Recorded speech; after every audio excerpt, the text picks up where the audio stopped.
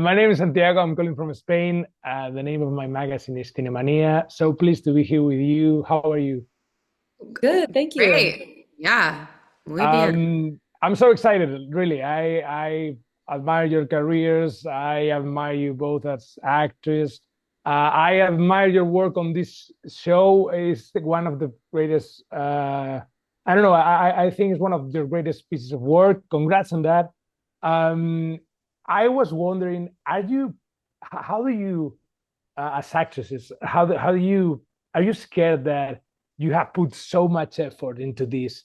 You have put a lot of energy here, and now there's so much content. There's so many things to see, and maybe it's harder now to show your work than it was years ago. Do you feel like that? Yeah. I mean, I I don't don't know know if if it's it's harder to show the work, but I do feel like it's harder to cut through. There's a lot out there.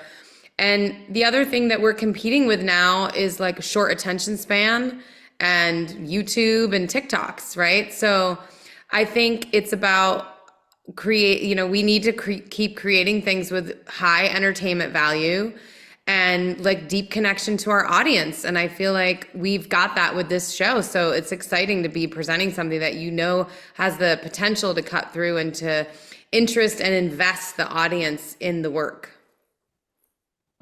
Elizabeth, now after Cocaine Bear, do you think that every title should have the word cocaine on it? Do you think that do you wish this was the Cocaine Sisters? Oh my God, that's a great title. Cocaine Sisters. It's a really good title. I had to fight to keep that title, Santiago. It Really? was not easy.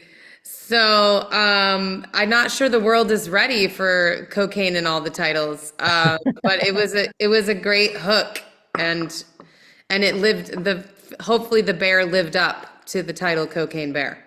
It did. It absolutely did. I love your dynamic in this show. Everybody's talking about it.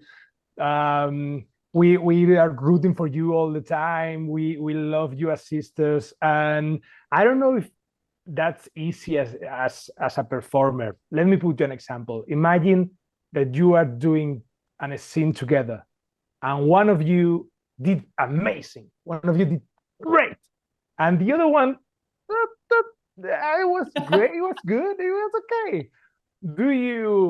What do you do there if you are the one that just did okay? You ask for another one, or you let your partners shine? I personally don't think you can be great without a great partner. So I don't think a scene works unless everybody's like winning in like really getting what they want out of it. I never left a scene feeling like I hadn't tried my best, maybe it's not, I don't know. But I felt like Jessica and I had great chemistry, and we brought out the best in each other. And that's what you want. I'm somebody who, there are, of course, moments and days where you struggle through something, you just aren't connected for whatever reason. But that's when you really rely on your scene partner to pull you through. It's not a solo endeavor. You need your partners. This is a collaboration across the board. And sometimes it's the hair and makeup that gets you into it. Sometimes it's the shoes you're walking in. It's the motion. But most of the time, it's just the other person like getting it out of you. Yeah, and it's interesting, right? Because like when you're just connecting in a scene and you're listening and you're doing your work, I feel like it's a little it's unusual that you're like in your own brain going, that person isn't doing it. You know what I mean? Like it's like you're not doing that. You're literally just, if your partner is for whatever reason struggling or not being able to focus, all you're doing is trying to grab them. You just energetically you're trying to anchor them, and they're Yeah. doing the same thing for you. And there was not a second of this shoot where we were in competition with each other, or any actor on the set was not trying to like support another one. And I think I know that if I had had a bad day or was struggling with something, I could have gone to Elizabeth and said, "Yo, I don't know what it is. I need help today. Can you help me?" And we talked, actually, I even feel like there were moments where I was like, how am I supposed to say this? I don't know how to say this. And she would be like, say it like this. I was like, oh yeah, you're right. I should say it like that. Like it was a very loving and like no egos on this. It was not about, oh, I'm gonna win this scene and or Elizabeth's trying to win this scene. Like that wasn't it. We were working together to create the product at the end that you were gonna love and hate this arc of these sisters, and at the end be so happy that they're aligned and be ready for them to take on the world. And that was the feeling of, every day on set. It shows, and I absolutely felt that. And that's another thing you mentioned, Elizabeth. You mentioned short span attention. How do you say that in English? Like Attention TikTok and span. yeah, attention Attention spans. span. Thank you, thank you. And that's another thing of this show. You really have to pay attention. Like there's so many things going on. And again, I was wondering as performers, how do you deal with that? Like are you how many times, how often do you find yourselves before shooting a scene thinking, wait, what is this again? Like what did you do? Like, where were we coming from? So you are doing that?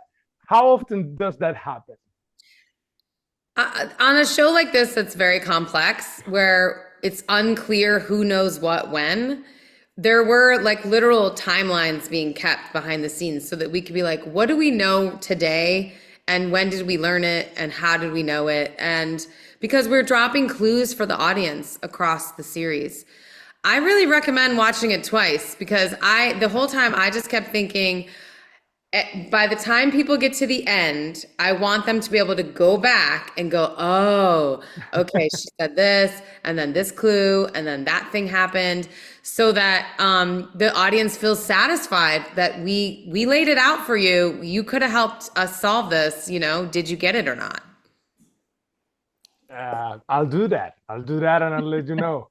I think you'll see Um, also how much is being done by the actors in terms of like disclosure, what's being actually said, but what's really going on behind the scenes. You won't really understand it all until you've gotten to the end. Another question for both of you. There's so many things from your characters that I wanted to have. Like I wanted to have that amazing apartment in New York, but I also wanted to have those vintage T-shirts with all any kind of rock band. Um, a- Anything from that that's your favorite from both of your characters? Anything, any piece uh, of furniture of environment that you wanted to have? I mean, we all wanted that apartment. Yeah. Olivia Milch, her mother is an artist, and she supplied a lot of the paintings in the apartment. And some of the gifts that we received in the end were some of that art. And that to me was really representative of the show, that there was a female artist hanging in the house, that it was someone that our creator and showrunner was related to, who inspired a lot of this work, and that we got to have a little piece of it. That was really exciting for me. Yeah. Nice. Last question. You both are mothers in real life. Uh, just the first thing that comes off your mind, is there something that you think fiction can't portray on screen about what you feel being a mother? Is the thing that you think this is, even with the greatest filmmaker, you couldn't translate that to someone? That we couldn't, I mean, Good we're question. both boy moms and we have a son in this show, like a shared son in the show. And I mean, just unconditional loyalty and felt really important to me. Like this kid needs to, whatever, if we're doing it wrong, we're still doing it from love. Yeah.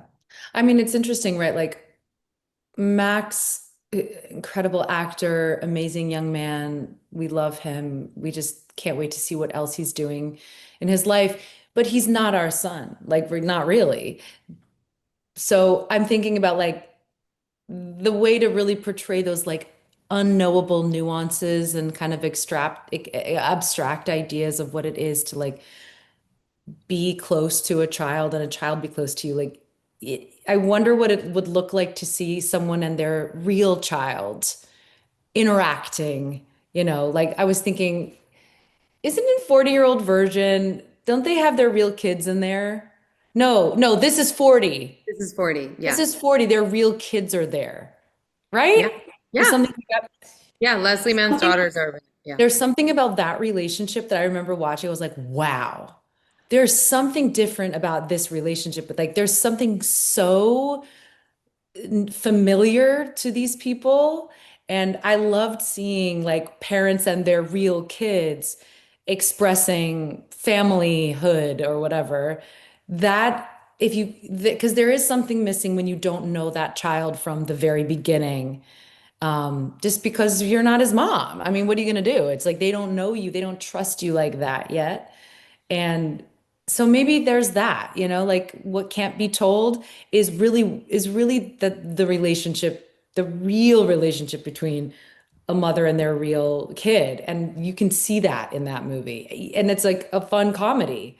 And yet it's still like that relationship is like always stuck out to me. I love that answer. We don't have time for more, but thank you so much. It was great talking to you. Have a nice day. Thanks, Santiago.